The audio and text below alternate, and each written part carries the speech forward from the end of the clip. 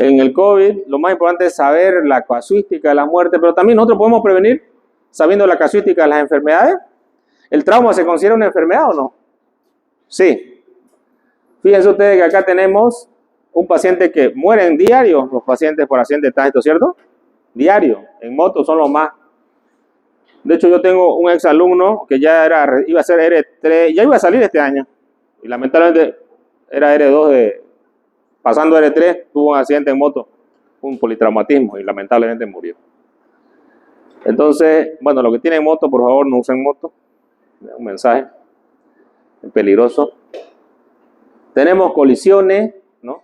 Y nosotros tenemos el hospital, que es donde atendemos a estos pacientes. Tenemos 3 fases del trauma, de la atención del paciente en trauma, que es el prehospitalario, antes de llegar al hospital, el hospitalario. Y también hablamos de una rehabilitación, ¿no? O de un post-hospitalario que a veces puede ser bastante largo. Nosotros, quisiera decirle yo, si a mí me dijeran, por ejemplo, mañana no va a haber más accidentados, más enfermos, yo digo, renuncio a ser médico. Pero lamentablemente cada vez hay más pacientes, más heridos, más todo, ¿ya? Entonces, es importante entender. Aquí tenemos, por ejemplo, algo que pasó, ¿no? ¿Se acuerdan ustedes el asalto a la relojería, ¿no? Donde hubo heridas, ¿no? Donde hubo personas que estaban heridas. Había muchos policías, ¿no? Estaban los secuestradores, ¿no? Donde inclusive hirieron a una paciente, eso lo vamos a ver ahora, ¿no? Los rehenes, bueno, el único país donde le disparan con rehenes más es pues Santa Cruz, creo, ¿no? En ninguna parte, cuando tiene un rehén, no le disparan al policía, al rehén, ¿no? Que justamente habían matado a un policía ese rato antes, y por eso estaban muy enojados ¿no? Y estas son las escenas más graves, ¿no? Donde vemos los rehenes acá, están acá ¿no? Aquí está atrás el ladrón, miren, le disparan también a él, pero él logra escapar, ¿eh? Pero ella no. Ella es la famosa gerente, ¿no? Aquí están los otros, ¿no? Aquí está ya el otro muerto, aquí el otro captor, y estos están vivos, pero ella mueve la pierna todavía. Estos momentos son los momentos más importantes para la vida de esta persona, si la vamos a salvar. Se cometieron varios errores, ¿no? Primero fue que la patrulla que la recogió ella no fue una ambulancia, una patrulla, y la clínica estaba ahí cerquita, a dos cuadras. Lamentablemente esa ambulancia fue a dar vuelta y después llegó recién ahí. Entonces, ¿el tiempo es importante o no? El tiempo es vida en trauma. Si nosotros hacemos un tratamiento rápido, vamos a salvar la vida. Si no, no lo vamos a salvar. ¿Y nosotros tenemos que estar preparados para este desafío? Sí, ustedes, yo, todos, ¿no? Ahí está, ¿no? Sale y lo siguen baleando, ustedes que están con las manos ahí, ¿no? O sea, no hay, bueno, ese es un protocolo que está mal, pues, ¿no? No debe haber sido así. Accidentes de tránsito, tenemos en Bolivia, mueren unas 1.420 personas cada año. Esta es una publicación 2020. ¿Qué quiere decir esto? Que tenemos muchos accidentes de tránsito. De hecho, ahora, ustedes han visto, ¿no? Las ambulancias, ustedes se accidentan y van rápido en una ambulancia y ya no rescatan, ahora secuestran, ¿no? Más o menos. Porque van 2 ambulancias, es mío, ¿no? La pelea, digamos, ¿no? Que no está bien, digamos, ¿no? Si no, a ver, ¿quién es responsable para que lo lleven aquí? No tiene responsabilidad ni lo llevan, digamos, ¿no? Está mal, digamos, ¿no? Entonces, ¿qué es lo que dice el modelo epidemiológico? El modelo epidemiológico en realidad se usaba para las enfermedades infectocontagiosas, pero el trauma también es una enfermedad. Y nosotros tenemos un vector, tenemos un huésped, que el huésped viene a ser las personas, y el vector viene a ser la energía. ¿Qué es la energía? El arma de fuego o arma blanca, en este caso que hemos visto, ¿qué ha sido? Arma de fuego, ¿no? En caso de un vehículo, moto, bici, triciclo, patín, lo que sea, es un vehículo. Entonces, el vehículo. El medio ambiente también tiene que ver, si yo no tengo una señalización adecuada, pues puede haber lesiones en las personas. Esto se ha demostrado que en el eje troncal Santa Cruz, La Paz, muchos accidentes, ¿no? La siniestralidad en esta ciudad es altísima. ¿Pero por qué está esto? Durante los años que yo estuve en el hospital y sigo en el hospital, siempre el mínimo común denominador de todos, ¿cuál creen que es? El consumo de alcohol. Y las altas velocidades que imprimen, ¿no? Todo eso es una coincidencia para que vayan a ocurrir muchos desastres. Mientras más fuerte sea el accidente con que el paciente choca su vehículo, va a ser peor la lesión en el tejido. A mayor velocidad, mayor la lesión. Entonces, generalmente tenemos un problema de conducta acá, ¿no? O está bien que uno beba y se vaya manejando. No. Entonces, eso es imprudencia. La imprudencia, lamentablemente, es lo que llena las clínicas de pacientes con esta. Entonces, aquí tenemos nosotros que, en este informe, esto es el espectro de control del traumatismo, que habla de todo lo que es la enfermedad del traumatismo. Habla de la vigilancia, de la prevención, de la asistencia prehospitalaria, de la asistencia hospitalaria. Cuando hablamos de la vigilancia, significa todos los medios que tienen que vigilar cuántos accidentados hay, en qué zonas se accidenta mal, falta un semáforo, no hay señalización, son más los Uber, son más estos que se accidentan. Esa es la vigilancia, que generalmente la hacen las entidades como tránsito, también la comunidad como una alcaldía, una gobernación, tienen que tener las estadísticas, tienen que vigilar y hacer campañas de prevención. Yo me acuerdo que un año hicieron una campaña, sea un héroe, ¿no? Un año nuevo, sea un héroe. Deje su auto en su casa y váyase en taxi. Y evidentemente ese año hubieron menos accidentados. Entonces las vigilancias hacen eso, ayudan a la prevención. Cuando hablamos de la prevención, tenemos varias cosas. El medio ambiente, por ejemplo, ¿no? Cómo está una carretera, como si no tiene muchas luces. ¿Cuál es el vector? Mi vehículo es viejo, es nuevo, no tiene freno, ¿no? Ando en una moto en Santa Cruz, ¿no? Comportamiento humano, ¿no? Las drogas, andar a exceso de velocidad, andar enojado, ¿no? Acelerar demasiado. Y esto la verdad que se puede prevenir también con campañas de concientización y también con vigilancia, ¿no es cierto? Los vigilantes van a vigilar el medio ambiente, que los vehículos anden con todas las cosas bien, o lo que hacen la famosa revisión técnica, ¿no? Que ni lo revisan a uno, o como salía la foto esa que le revisan el bolsillo, ese, ¿no? Que va. Uno le da, ya está bien, le dicen, no, ni le miran si tiene freno, tiene luces, nada, ¿no? Bueno, pero esa vigilancia tiene que haber.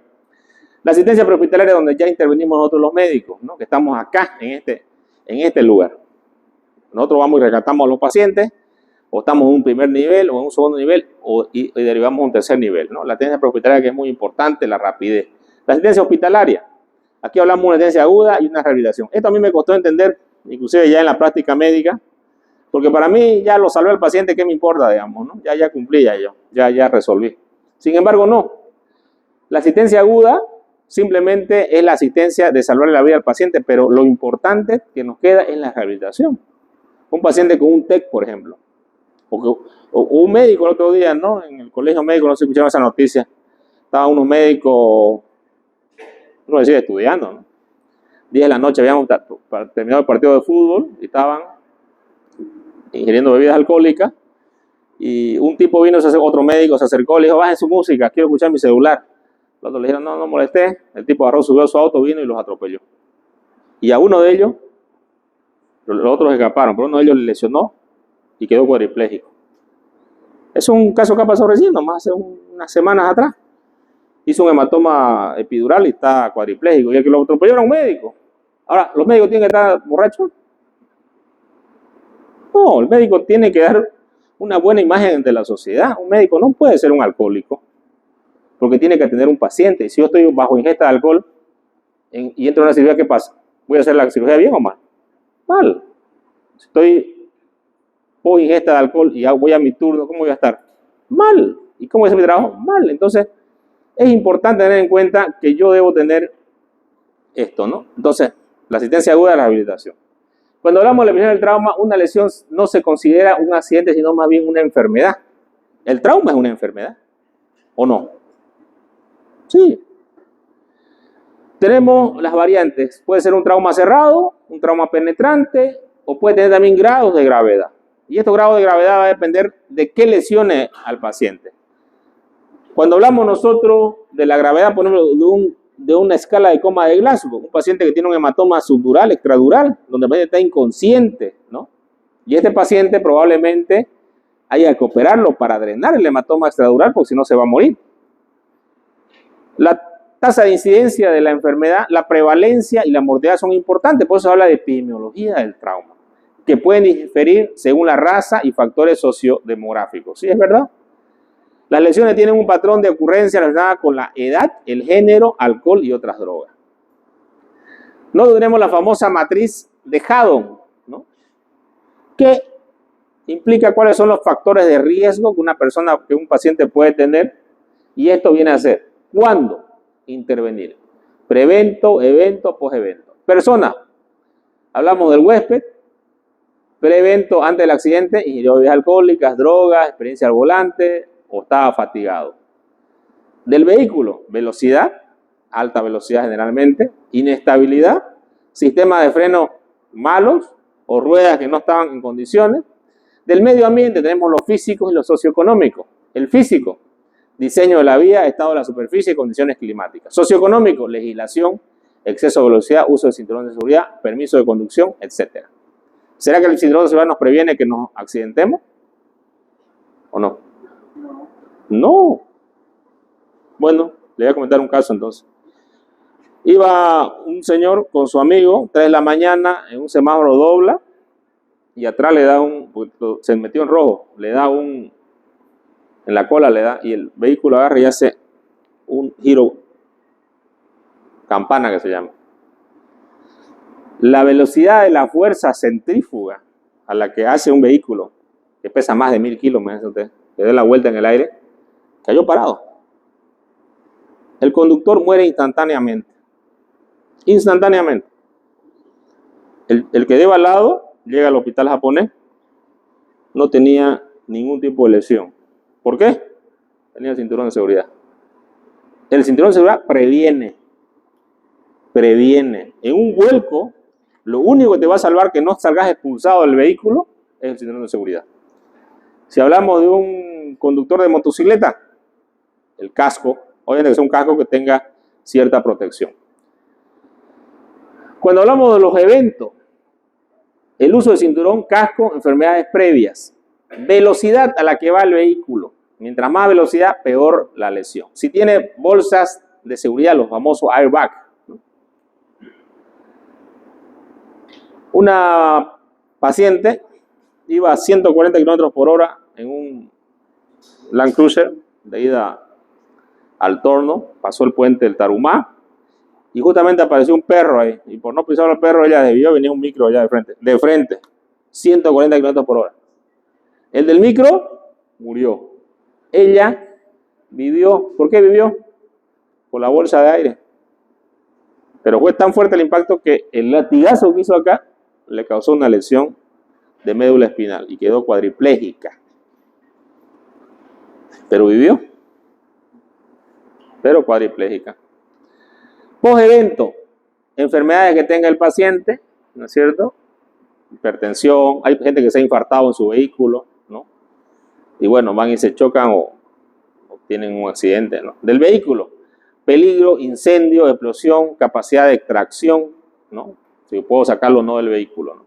Físico, proximidad a la asistencia sanitaria, depende si estoy cerca, si estoy en una carretera y estoy muy lejos, que vengan y me rescaten, obviamente. Mientras más tiempo yo pierda en el rescate, pues mis minutos están contados, ¿no? Va a ser peor mi lesión. Bueno, yo sé que a todos les gusta esto, pero cuando tomen, no beban, no conduzcan. ¿Ya? Bueno, a lo que no les gusta está bien, digamos, ¿no? No tienen malo vicio. Es un mal hábito, digamos. La bebida es un mal hábito.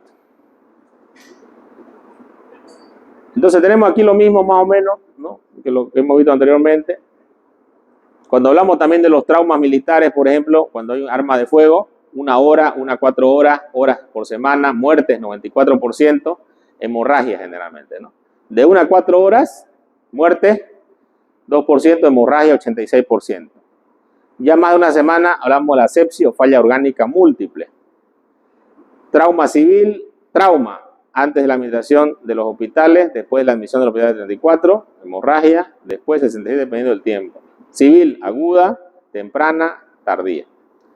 Justamente nosotros tenemos acá la famosa muerte trimodal que ya vamos a ver ahora, que es la muerte en los 3 tiempos. La muerte inmediata, que generalmente no podemos hacer nada. Por ejemplo, en el hospital tuve un paciente que se cayó del 3er piso porque estaba con problemas psiquiátricos y lo recogimos abajo, lo llevamos a la emergencia, tenía un hematoma, ¿no? Lo reanimamos y se murió.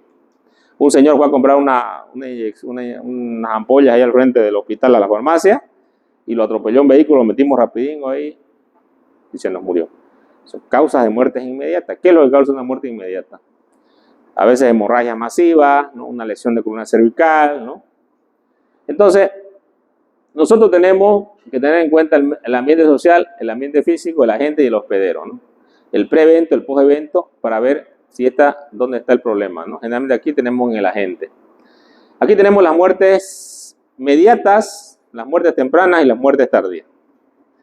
Las muertes inmediatas generalmente no podemos hacer nada. Son aquellas que les estoy comentando que en el mismo hospital el paciente no podemos rescatarlo muchas veces por una lesión severa de aorta, un traumatismo con exposición ósea, ¿no? Pero sí las muertes tempranas sí, un neumotórax, por ejemplo, ¿no? Un paciente que tiene un hematoma extradural o subdural, que si lo operamos, el paciente puede recuperar 100% de sus capacidades cerebrales. Un trauma abdominal con una hemorragia intraabdominal. Lo podemos salvar. Todo esto vendría a estar en las muertes tempranas, que vienen a ser que tenemos horas para salvar al paciente. Luego de estas horas viene la muerte tardía, que va a ocurrir en el cuarto, tercer, cuarto, quinto día, que son generalmente por fallas multiorgánicas que el paciente haya tenido. Aquí hablamos, por ejemplo, de un paciente que por sepsis, por lesiones desapercibidas que tuvo el paciente, complicaciones en la cirugía, otras complicaciones intrahospitalarias como infecciones intrahospitalarias, son las muertes tardías, ¿ya? Cuando nosotros vemos los pacientes, debemos saber en qué escala de muerte está el paciente. Generalmente nosotros vamos a atender más los pacientes que están en la muerte temprana, ¿no? Entonces, por ejemplo, tenemos acá un TEC, una lesión de aorta, una lesión de médula espinal. Son lesiones de la muerte temprana que va a ocurrir menos de una hora. Una chica de 16 años agarra y le prestan un tabaco, ingirió bebidas alcohólicas y agarra y sube una mototrack y se va a toda velocidad y va y vuelca, la modella cae de cabeza y rompe la columna. Llega al hospital intubada, ¿no? Pero cuadripléjica. Y ya con muerte cerebral. Otra estaba con celular, ¿no? Que es la moda ahorita. O sea, cayó la grasa, se rompió la columna también. Entonces las lesiones de columna son una lesión en el corazón, una herida por arma de fuego, arma blanca, un desangramiento, ¿no? Una lesión de aorta. Son lesiones que nos van a matar al paciente en menos de una hora. Cuando hablamos de la muerte en una hora, el hematoma epidural, subdural, que están en el cráneo, ¿no? Trauma abdominal, fractura de pelvis, fractura de huesos largos, donde pierde bastante cantidad de volumen el paciente de sangre, ¿no? Tenemos también, después de 2 semanas, hablamos de las muertes tardías, que son por sepsis o falla multiorgánica, ¿no? Acá tenemos las causas de muerte, ¿no? Que generalmente, dependiendo la edad del paciente, ¿no? Dependiendo de la edad, vamos a tener nosotros cuáles son las causas de muerte más frecuentes, ¿no? Tenemos la lesión involuntaria. No, qué buenas estas lesiones son otras, porque aquí tenemos lesiones por trauma, ¿no? Esto es una estadística que han sacado de Estados Unidos. Patrones de lesiones por mecanismo de intención, ¿no? ¿Cuál es la causa? Automóvil, lesiones por arma de fuego, lesiones por arma blanca, caídas, ejemplo, homicidio. También hay los suicidios, ¿no? Que está como ese que se tiró de la torre, ¿no? Bueno, que dicen que es suicidio, ¿no? Pero hasta ahorita lo pillan en el testículo, ¿dónde estará, no? O sea, uno aunque caiga donde caiga, pues el testículo tiene que estar ahí, ¿no? Entonces, ese suicidio está interrogado, digamos, ¿no? La intención puede no ser siempre determinable. La lesión de las intervenciones legales o operaciones de guerra suelen clasificarse como separado categoría de otra intención. Tenemos nosotros una clasificación internacional de las enfermedades, el ICD, y ECODE, que es el acrónimo para la causa externa de código de lesión. Acá tenemos una clasificación de las enfermedades, que esto es internacional, ¿no? De todas las enfermedades, y también tienen un código para las enfermedades en trauma, para las lesiones en trauma, ¿no? Uno busca este código, inclusive por internet lo pueden buscar y pueden saber, ¿no? El CIE-10 se llama, ¿no? Tenemos las contramedidas de las lesiones relacionadas con el arma de fuego, ¿no? Prevención de lesiones de parte con contramedidas contra el control de lesiones, prevenir la creación de los riesgos, prohibir la fabricación de armas. Bueno, son estas medidas que se dan. Por ejemplo, ustedes saben que en Estados Unidos un estudiante se enloquece, levanta y nos ametralla toditos, digamos, ¿no? ¿Verdad? Y eso ocurre discutiendo en los colegios, ¿no? En las escuelas, ¿cierto? Y justamente estas son algunas medidas que la población no tendría que tener armas, pues, ¿no? El acceso a armas es muy sencillo, o sea, en algunos países, ¿no? Y las enfermedades mentales son mayores en aquellos que juegan, ¿no? No sé qué llama ese jueguito que matan a todo el mundo. Y bueno, se salen de la realidad y justamente por eso ocurren lesiones, pues, ¿no? Claro, ese es un vicio por si acaso, ¿no? Todos los que juegan ese juego, cualquier rato pueden venir con su pistola y nos matan a toditos acá, digamos, ¿no? Es verdad. O sea, se ha comprobado que los juegos son los que causan ese pensar, digamos, ¿no? Esto fue algo que pasó en Alemania, ¿no? En una iglesia testigo de Jehová, creo, estaban haciendo un estudio bíblico, estaban estudiando la Biblia, imagínense ustedes, ¿no? Y ahí el poder de reacción del grupo SWAT, ¿no? Que son militares especializados, ¿no? Entran pues rápidamente al lugar, en menos de 7 minutos llegaron en Berlín pasó esto, ¿no? Si no me equivoco, hace 2 años, y hubieron 7 muertos, ¿no? Porque estaban los que leían ahí y el tipo empezó digamos, ¿no? A disparar con un revólver, ni siquiera un revólver. Y el tipo era un tipo que estudiaba la Biblia con ellos, ¿no? 2 años o 3 años que estaba con ellos. Este es el grupo SWAT que está entrando, fíjense cómo entran, ¿no? Ellos rápidamente no lo matan porque él solo se mató. Después de haber matado a todos, bueno, no a todos, mató a algunos y él se mata, ¿no? 7 muertos, ¿no? En el tiroteo. Fíjense, 7 muertos en el tiroteo. Este es el tipo, ustedes lo ven y es como yo veo aquí al más inocente de ustedes, no sé cuál es, digamos, ¿no? O la cara, digamos, ¿no? Pues cara vemos, corazones no sabemos, ¿no? Entonces, podemos ver el más inocente y bueno, lamentablemente inclusive había una mujer embarazada que también le disparan y matan al bebé, ¿no? Estaba en el vientre. Estos son sucesos que no son aislados, ¿no? Pareciera, no, esto no va a pasar nunca, ¿no? Pero el anterior pasó en nuestra ciudad, ¿no? Hace no mucho. Y todo el tiempo van a pasar estos sucesos y la verdad que el sistema de salud tiene que estar preparado también para esto, ¿no? Y nosotros también tenemos que estar preparados para esto, ¿no? Por ejemplo, Donald Trump, ¿qué dijo, no? En Estados Unidos, démosle armas a los profesores, ¿no? Entonces el profesor tiene que estar con un ojo acá y con otro ojo mirando a los alumnos, a ver cuándo a quién saca más rápido. Pero aunque parezca una cosa irrisoria, porque mucha gente se rió de esto, a ver, díganme ustedes, ¿quién tiene poder de reacción más rápido? Digamos que el docente tenga un revólver acá y se enloquece acá el compañero. ¿Qué se llama usted? ¿Willy? ¿Luis? ¿Apellido? ¿De dónde es usted? Ah, con razón, Luis. Bueno, aquí se nos enloquece el vallegrandino. Y digamos que tenemos un policía acá, ¿no? Él agarra y empieza a disparar, pum, pum, y todos nos escondemos por acá. Hasta que suba el guardia acá, ¿cuánto tiempo va a tardar? 10 minutos. Mire, este grupo SWAT llegó en 7 minutos, ¿no? O sea, son rápidos de verdad. 7 minutos llegar, ¿no? En vehículo. Pero el policía de acá, bueno, no tiene ni arma. Pero si el docente tuviera un arma, ¿no? ¿El docente puede reaccionar más rápido o no? Porque está dentro del mismo ambiente o no. Sí, o sea, no es tan ilógico, ¿no? No es tan ilógico. Bueno, entonces las lesiones que nosotros tenemos a ciertas edades de la vida van a ser mayores, o como tenemos nosotros lesiones no intencionales, el cáncer, las enfermedades del corazón, el suicidio, el homicidio, enfermedades del HIV, enfermedades hepáticas, diabetes, derrames, ¿no? Y cada una de estas enfermedades, pues, obviamente, en cada grupo y en cada temporada van a tener sus desbalances, ¿no? El COVID, por ejemplo, ¿no? Hemos tenido nadie se esperaba esa enfermedad, mató a mucha gente. Pero el trauma sigue, ¿no es cierto? Yo quisiera decir que no va a haber más trauma, pero el trauma va a seguir. Entonces, los conductores distraídos, ese es otro problema, aquí hay un estudio que habla que muchos de los conductores que están en los vehículos están distraídos, ¿no? Y ahorita el principal enemigo de un conductor es su celular, ¿no es cierto? Porque usted está mandando un mensaje y cuando acuerda se chocó o atropelló. Entonces, la distracción es un factor muy importante. Y yo siempre creo, por ejemplo, que no existen malos estudiantes. Para mí no existen estudiantes burros. Para mí los estudiantes son distraídos. Porque ese que no aprende porque no le pone interés, ¿no? Porque si él le pone interés y en vez de estar ahí en su celular, ¿no? Jugando juego, alguna cosa ahí, es distracción. La distracción también está acá. Y en la vida también tenemos distracciones, ¿no? Por ejemplo, me gusta ir a jugar fútbol y paro jugando fútbol. Estoy distraído en el fútbol. y le quito a mi aprendizaje, ¿no? O me gusta ir con mis amigos y de repente le quito tiempo a mi familia. Entonces, la distracción en todos los aspectos de la vida es malo. Y en este caso, en los conductores, es la principal causa ahora de accidentes. Y este es un estudio que lo demuestra en Estados Unidos, ¿no?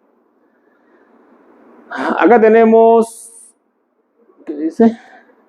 Años de pérdida de vida potencial que puede haber en los pacientes, ¿no? Las lesiones involuntarias, casi un 20%. ¿Qué pasa si yo me accidento mañana, el doctor Verasti está yendo y pronto se accidente y le da un hematoma extradural o queda cuadripléjico, se va a jugar pelota allá con los borrachos del colegio médico y viene uno y lo atropella y queda cuadripléjico? ¿Será que va a poder volver a su actividad normal? ¿Será que va a poder operar? ¿Será que va a poder volver a dar clases? Probablemente no. Entonces el accidente, la lesión en trauma, nos deja incapacitados a veces de volver a la vida normal. Por eso que es importante tener en cuenta la incapacidad que puede ocurrir con el trauma. Y muchas de las lesiones son por hipoxia. Y muchas de esas lesiones por hipoxia son porque el médico no lo intubó rápido, el médico no asistió la vía aérea, el médico no reconoció la vía aérea. Ahí estamos nosotros. No reconocimos. O el cirujano no entró a quirófano pensando que no tenía líquido el paciente, porque no le hizo un FAST. Y por eso que es importante los métodos de estudio, y entre ellos el FAST. Si yo reconozco, por ejemplo, un paciente que llega a la emergencia, el paciente puede llegar riendo a la emergencia y tener líquido. Y yo lo examino y no me duele, doctor. Pero cuando yo le hago la ecografía veo líquido. ¿Qué tengo que hacer? Entrar rápidamente al quirófano para la hemorragia, ¿sí? Entonces, los métodos de estudio y diagnóstico son importantes para que yo prevea que el paciente no quede imposibilitado para toda la vida de una lesión severa. Entonces, las tasas de muerte por sobredosis aumentaron de manera significante en las personas de raza negra y latinoamericanos, ¿no? Hablamos aquí también del consumo de ingesta de alcohol y drogas, que existen mucho en estos países, ¿no? Dicen que por el frío, bueno, es mentira, los vicios no aparecen ni por el frío, ni porque estés estresado, aparecen porque se te meten en tu vida. Y si no, ahí están los que están en el canal, ¿no? Los del cordón ecológico, ¿no es cierto? Y las drogas, lamentablemente también agarran a los médicos. Por ejemplo, el uso del fentanil. Tengo muchos médicos, más de lo que tengo dedos y pies y manos, que han muerto debido a intoxicación por fentanil. Que yo los conocía, y eran jóvenes inclusive. El 30% de los médicos pueden agarrar un vicio. Supuestamente tienen estrés en el trabajo, entonces para desestresarse me tomo, y a los otros no les gusta más se empiezan a drogar. Y son caminos sin retorno, son caminos que no vuelven. Estoy hablando de médicos, ¿no? No estoy hablando de médicos que pierden su profesión y pierden su vida inclusive. Y jóvenes.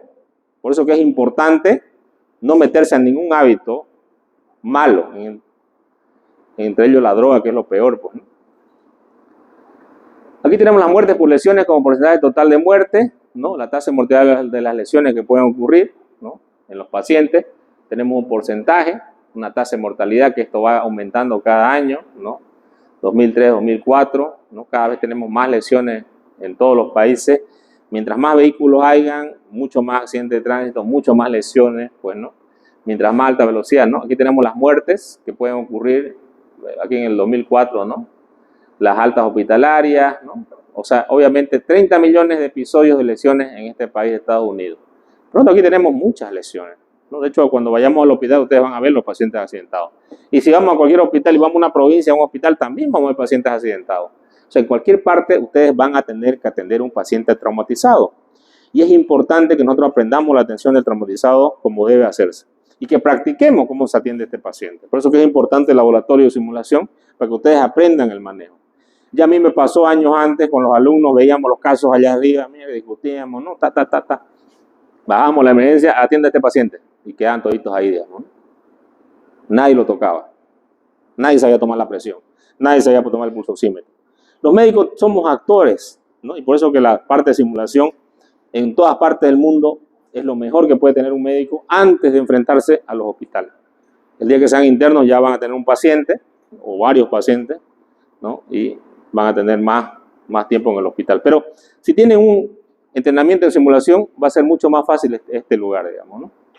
Aquí seguimos hablando de las muertes involuntarias, que son una gran cantidad, las lesiones de cerebro, ¿no? El trauma craneoencefálico por caídas, accidentes de tránsito, golpeados, asaltos, ¿no? Lamentablemente cada vez más elevado las lesiones que pueden haber, una lesión cerebral, hematomas, lesión de columna, como este colega lamentablemente, ¿no? Tasas de mortalidad en lesiones según el nivel de urbanización. Tenemos el área céntrica.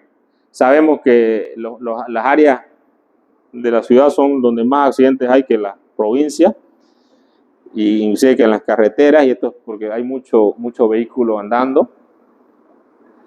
Acá tenemos muertes relacionadas con la violencia, ¿no? Obviamente hay países que tienen mucho más violencia, inclusive hay escuelas de niños allá en Estados Unidos que a los niños matan, digamos, ¿no? Ni los niños se salvan de estos delincuentes, digamos. O sea, de estas personas que tienen un problema mental y de pronto quieren matar a todo el mundo.